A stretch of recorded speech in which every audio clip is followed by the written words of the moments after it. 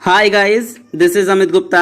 Welcome to our channel Amit challenger academy. अब आप हमारे यूट्यूब चैनल को सर्च कर सकते हैं अमित चैलेंजर अकेडमी के नाम से, और यहाँ पर आपको काफ़ी इंपॉर्टेंट वीडियोस मिलेंगे पढ़ाई से रिलेटेड, जो आपके पढ़ाई में काफ़ी इंपॉर्टेंट होंगे।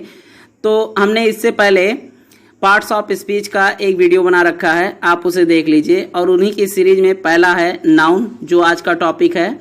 नाउन यानी हिंदी में इसको संज्ञा कहते हैं। तो इसका डिफिनीशन होता है द नेम, पर्सन, प्लेस और थिंग्स इज कॉल्ड नाउन। किसी भी व्यक्ति, स्थान और वस्तु के नाम को संज्ञा कहते हैं। अब हम इसके काइंड्स के बारे में डिस्कस करेंगे कि कितने प्रकार के होते हैं। Noun is classified into 5 parts. संज्ञा 5 भागों में वर्गीकृत किया गया है। पहला है प्रॉपर नाउन, व्यक्तिवाचक संज्ञा। दूसरा है कॉमन नाउन यानी जातिवाचक संज्ञा। तीसरा है कलेक्टिव नाउन यानी समूहवाचक संज्ञा। और चौथा है मटेरियल नाउन, द्रव्यवाचक संज्ञा।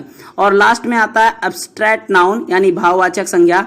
हम इन्हीं 5 नाउन के बारे में इस वीडियो में डिस्कस करेंगे और जानेंगे कि ये नाउन कौन कौन से होते हैं, उनकी प्रॉपर्टीज कौन कौन सी होती हैं। तो चलिए शुरू करते हैं। पहला नंबर है प्रॉपर नाउन यानी व्यक्तिवाचक संज्ञा। इसकी डिफिनीशन होती है a noun which belong to a particular और इंडिविजुअल नेम, पर्सन, प्लेस और things is called as proper noun.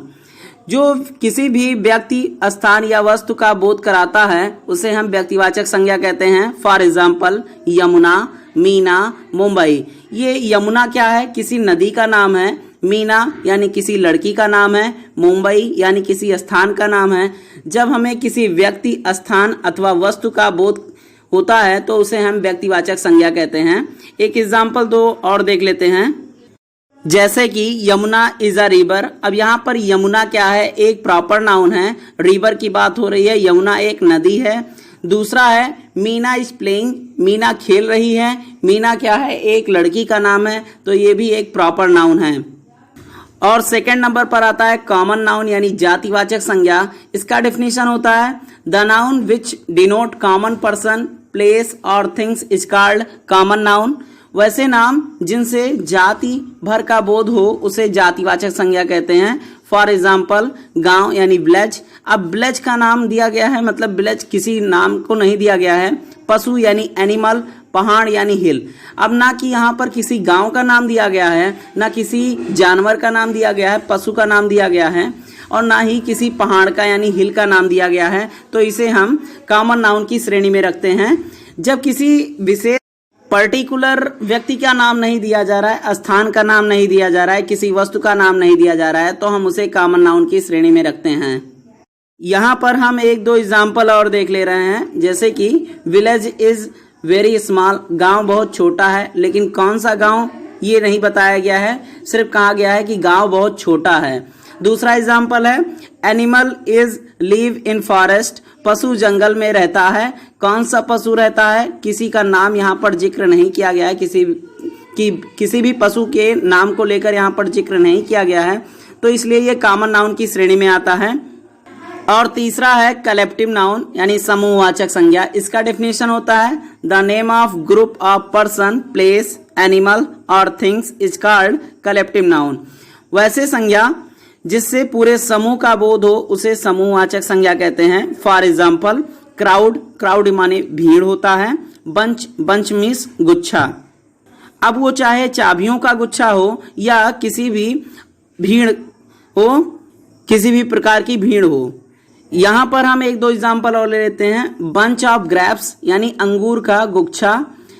दूसरा एग्जाम्पल है mall is fully crowded, mall में बहुत भीड़ है, मतलब किसी मॉल में गए और वहाँ पे बहुत ही भीड़ है, तो हम वहाँ पर कहेंगे ये कलेक्टिव नाउन की श्रेणी में आता है। और इसके बाद में चौथे नंबर पर आता है मटेरियल नाउन यानी द्रव्यवाचक संज्ञा। इसका डेफिनेशन होता है noun that refer to the names of liquid और matter is called as a material noun. वैसे संज्ञा जो तरल अवस्था में हो, जिसकी गिनती संभव नहीं हो सकती, उसे द्रव्यवाचक संज्ञा कहते हैं। For example copper, silver, T यानी चाय, कॉफी यानी कॉफी, घी माने घी। तो इन सभी को हम मटेरियल नाउन के श्रेणी में रखते हैं, क्योंकि इसकी गिनती नहीं की जा सकती, ये सब द्रव की श्रेणी में हैं। यहाँ पर हम एक दो एग्जाम्पल देख ले रहे हैं। His anger knows no limit. उसका गुस्सा कोई सीमा नहीं जानता, उसके गुस्से का कोई सीमा नहीं जानता, मतलब गुस्से को नापा नहीं जा सकता।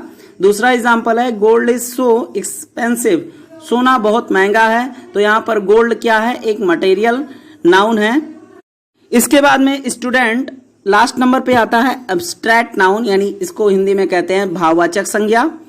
The noun which denote quality, condition and action is called as abstract noun. ये सारे डिफिनीशन आपको काफी आसानी से याद हो जाएंगे क्योंकि हमने काफी सिंपल रूप में इसको बताया है। हिंदी में इसका डिफिनीशन होगा वैसी संज्ञा जो गुण, दशा, कार्यकलाप को दर्शाता है उसे एब्स्ट्रैक्ट नाउन यानी भाववाचक संज्ञा कहते हैं। फॉर एग्जाम्पल विजडम यानी स्वतंत्रता, ह्यूमिनिटी यानी मानवता, प्राइड माने होता है अभिमान, ब्रेवरी मीन्स होता है बहादुरी, चाइल्डहुड मीन्स होता है बचपन। इसे क्या होता है क्वालिटी, कंडीशन और एक्शन के बारे में इसमें डिस्कस किया जाता है, तो इसे एब्स्ट्रैक्ट नाउन की श्रेणी में रखा जाता है। तो स्टूडेंट हम इसके एग्जाम्पल को लेकर देख ले रहे हैं। Example of abstract noun, first number आता है Ram is very honest, Ram बहुत ही ईमानदार है। अब वो ऑनेस्ट क्या है, यहाँ पर एक एब्स्ट्रैक्ट नाउन का एग्जाम्पल है। दूसरा है Reena is very beautiful, Reena कैसी है, रीना बहुत सुंदर है। तो ये एक एब्स्ट्रैक्ट नाउन की श्रेणी में आता है। ब्यूटीफुल क्या है, उसकी सुंदरता बताता है, तो ये एब्स्ट्रैक्ट नाउन होगा। तो स्टूडेंट हमने इस वीडियो लेक्चर में जाना है कि नाउन क्या होता है। इसके नेक्स्ट वाले पार्ट में हम प्रोनाउन के बारे में डिस्कस करेंगे और इससे पहले वाले पार्ट में हमने पार्ट्स ऑफ स्पीच के बारे में डिस्कस किया है। अगर आपने उस वीडियो को नहीं देखा है तो देख लीजिए और जिससे ये सारे कॉन्सेप्ट क्लियर हो जाएंगे। अगर आपको यह वीडियो अच्छा लगा है तो हमारे चैनल को सब्सक्राइब कर लीजिए और घंटी के बेल आइकन को प्रेस कर लीजिए, जिससे किसी भी वीडियो की नोटिफिकेशन आपसे छूटने न पाए। और अपने हित मित्रों में जरूर शेयर करें जिनसे उनकी भी नॉलेज इंप्रूव हो सके।